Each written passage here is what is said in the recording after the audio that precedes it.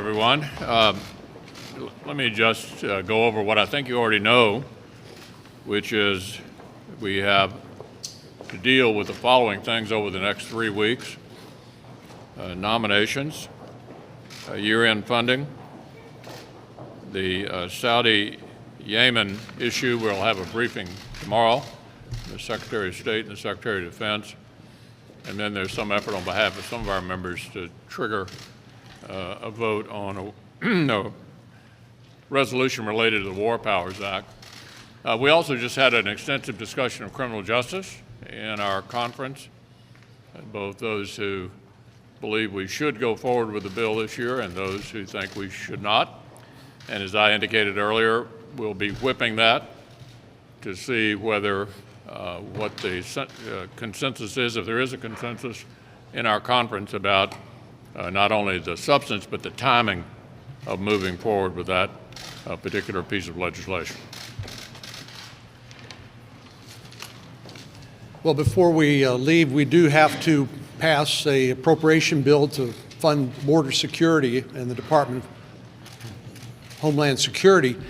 And our Democratic colleagues seem to come up with a lot of criticism but have no answer when you ask the question, what are we supposed to do about people breaking through barricades, mobs of people, and coming into our country illegally and not following the rules? They have absolutely no answer whatsoever.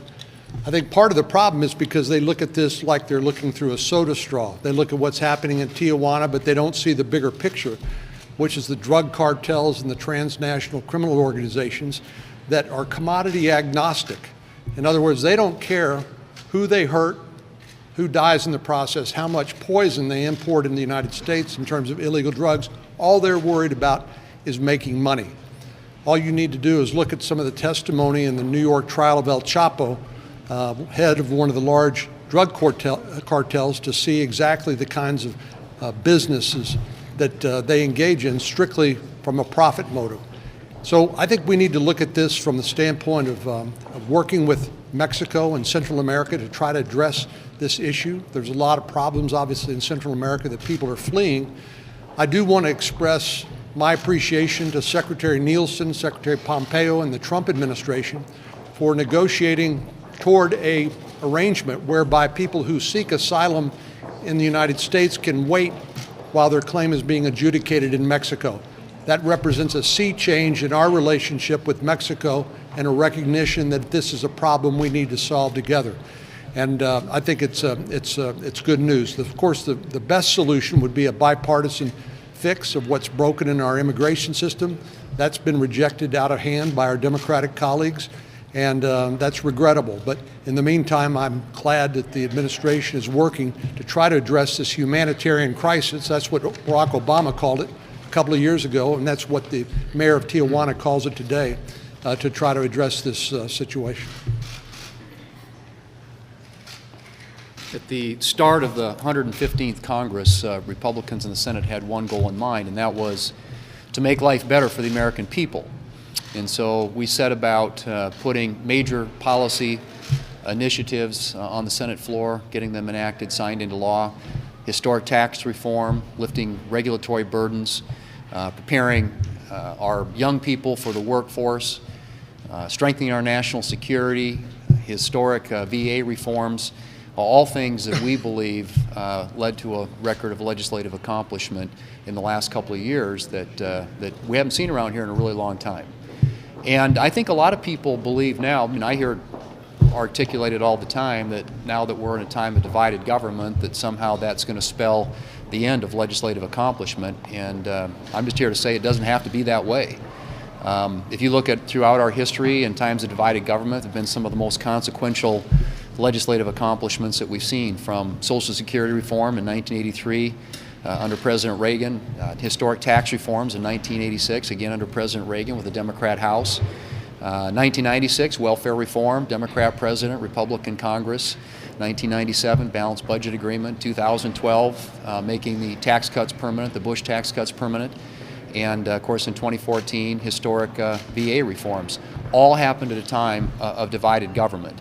And we have demonstrated in the past, and Republicans here in the Senate in the last couple of years have demonstrated, as we have passed major legislation with big bipartisan margins, that we can get things done with divided government. The question is whether the Democrats are going to be willing to join us, or whether they're going to be more interested in relitigating the 2016 presidential election. And I hope it is the former, that join us, or whether they're going to be more interested in relitigating the 2016 presidential election. And I hope it is the former, that they will look for ways to work with us in a constructive way to make the lives of working families in this country better. That is what is going to continue to be the focus of Republicans here in the United States Senate.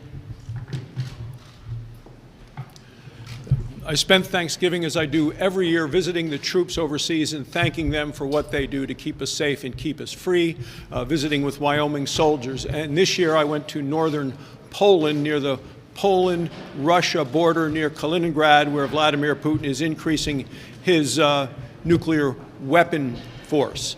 This group, and it's a NATO group, Americans along with British, Poles, there are a number of countries there, all as a deterrence to what Russia is doing. And you see the importance of a deterrence when you take a look at the last 48 hours and the importance of a deterrence when you see what Russia has done with regard to Ukraine and blocking and firing on ships, just moving product from one port in Ukraine to another. This is the sole responsibility of Vladimir Putin.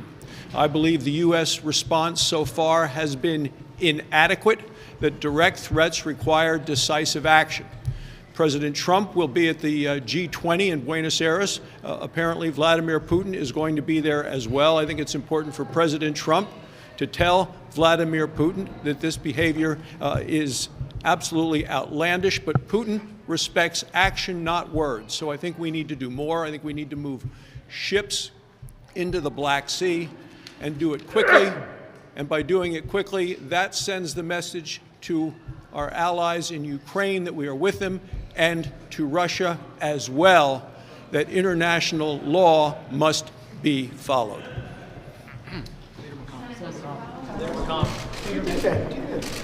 Go ahead. Oh, okay, great. Thanks. A few weeks ago, you blocked Senator Flake from trying to call up a bill to protect Special Counsel Robert Mueller. We've heard your whip say that he might be interested, or that they were working on that. Would you block them again? Because they've talked about going to the floor and trying to call that bill up again tomorrow. Well, I think you know my view. This is a solution in search of a problem.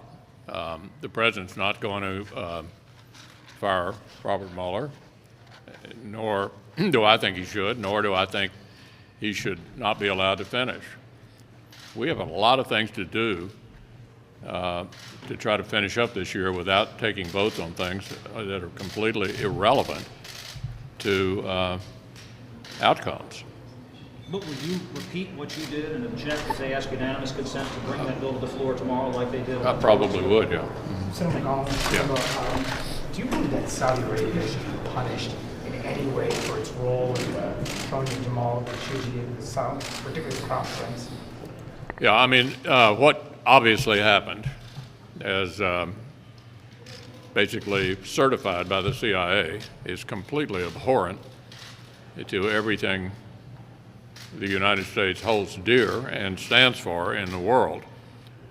So some kind of response to that certainly would be in order, and we're discussing what the appropriate response should be. It's always been a kind of a pragmatic relationship, regardless of who's been in the White House. We value their opposition to the Iranians, and I think almost no one believes we should completely and totally fracture our relationship with the Saudis. But yes, some kind of response is going to be appropriate, and we're going to continue to talk about that. Should Haspel brief you guys tomorrow? Do you want Haspel brief you? Thank you, Mr. Leader. The President seems determined to get $5 billion for the border wall in the year-end spending bill. What can you offer Democrats to get them to agree to that figure? Well, we're talking about it. We're trying to get the President the money he would like for the wall. That's part of the year-end funding discussion. which is ongoing, not only among the appropriators, but with the administration as well. And we're hoping that's one of the many things we've got to wrap up here at the end of the year. There are reports that you instructed Major League Baseball's fundraising arm to donate to Senator Cindy Hyde-Smith. Is this true, and does she deserve to retain her Senate seat given her comments around I've lynching? had no discussions about donors to that campaign with anyone. It's certainly my hope that Senator Hyde-Smith will be elected today in Mississippi. Well, what about her comments about lynching? I've had no discussions about any of the donations to the campaign. So you're declining to comment about Cindy Hyde-Smith's comments about public hanging. Do you think she should have apologized in a more fulsome way?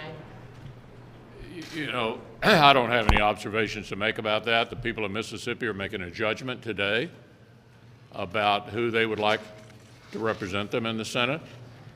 That's the way it works in this country.